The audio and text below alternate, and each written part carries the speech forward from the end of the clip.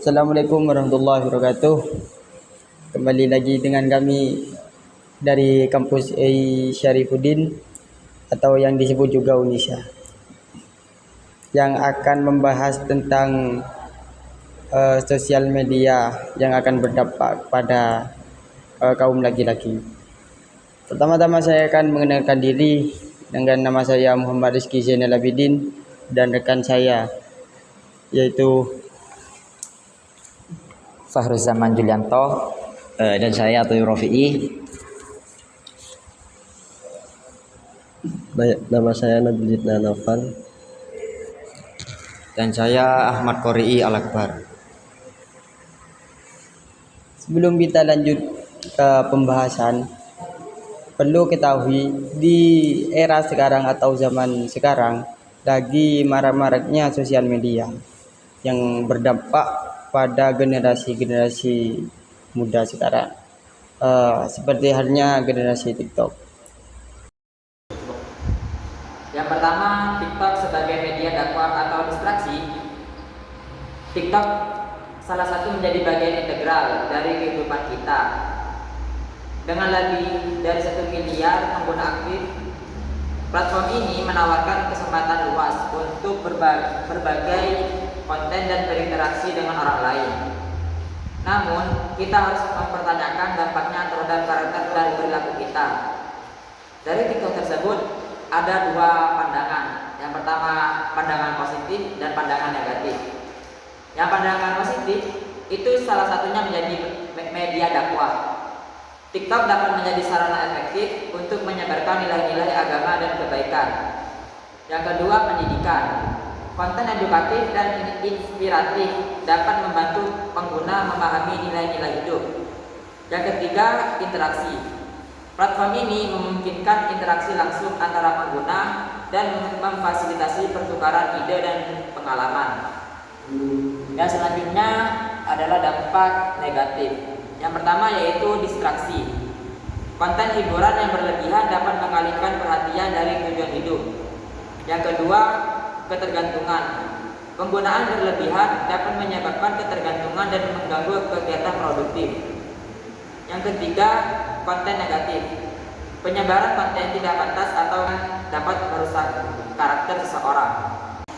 Bagian 2, maskulinitas dan standar kecantikan. TikTok sering membentuk definisi maskulinitas yang dangkal, membuat banyak laki-laki merasa tidak cukup baik jika memenuhi standar tersebut. Namun, apakah nilai seseorang benar-benar diukur dari penampilan fisik atau dari akhlak dan kontribusi kepada masyarakat? Yaitu, adapun dampak negatif.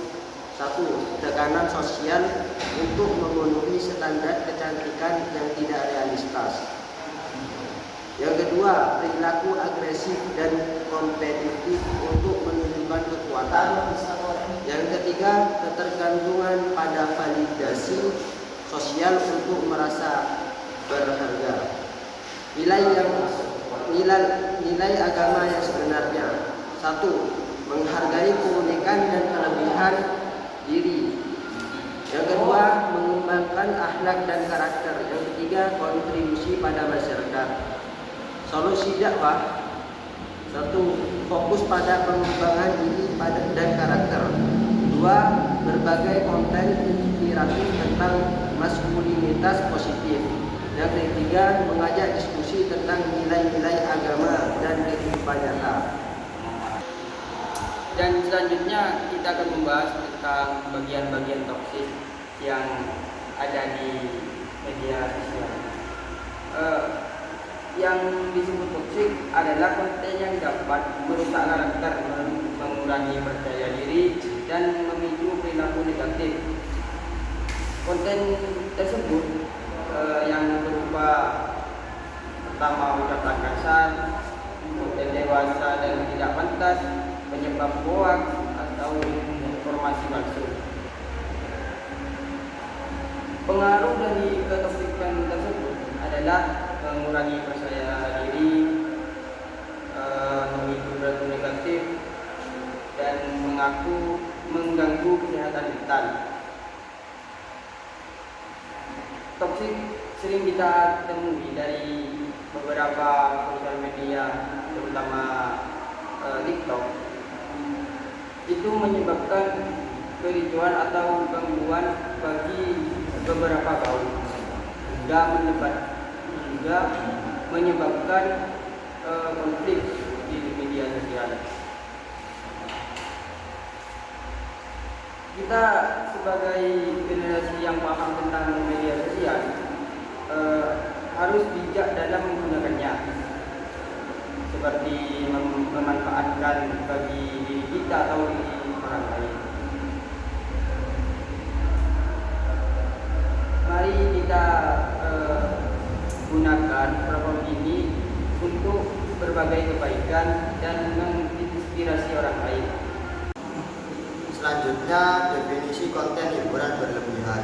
Konten hiburan berlebihan adalah konten yang lebih fokus pada hiburan daripada edukasi atau inspirasi. Contoh, 1. Video komedi yang tidak mendidik. 2. Konten game yang berlebihan. 3. Video musik yang tidak pantas.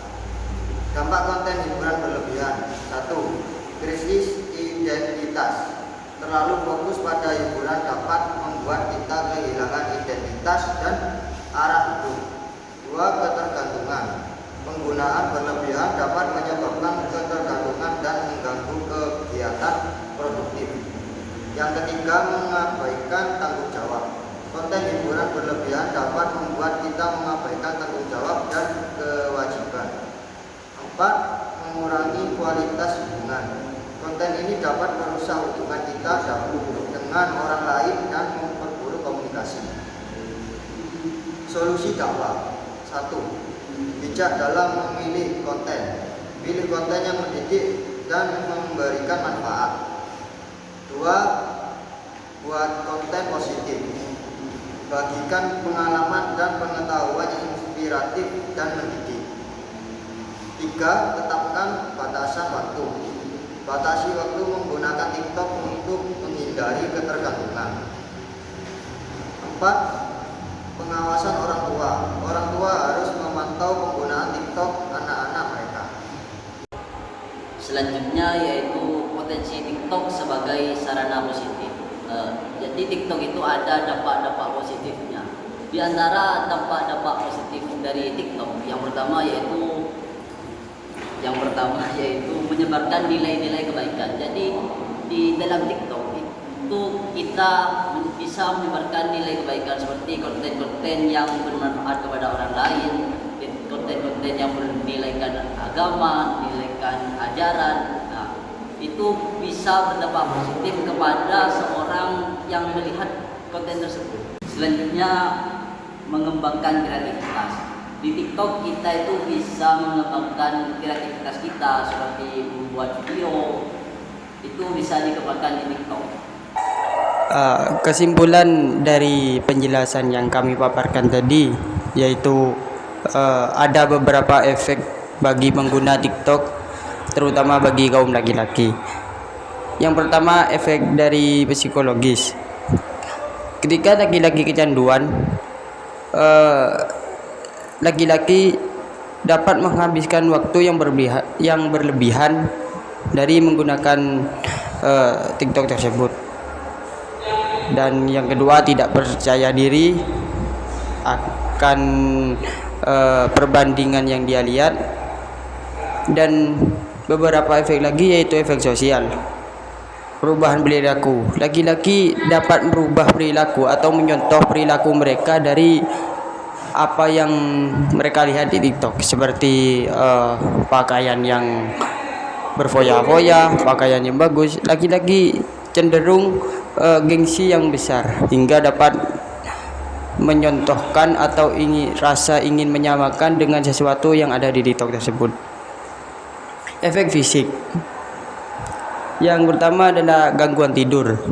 Seperti biasanya ketika seseorang kecanduan, mereka akan terus menggunakan tersebut. Masalah mata.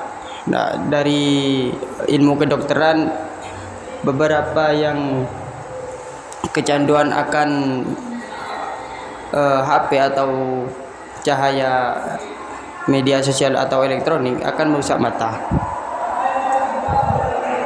Ada beberapa solusi untuk mengurangi hal-hal yang tidak diinginkan. Yang pertama, batasi waktu untuk menggunakan TikTok tersebut. Pilih konten yang positif atau yang bermanfaat bagi diri kita ataupun diri orang lain.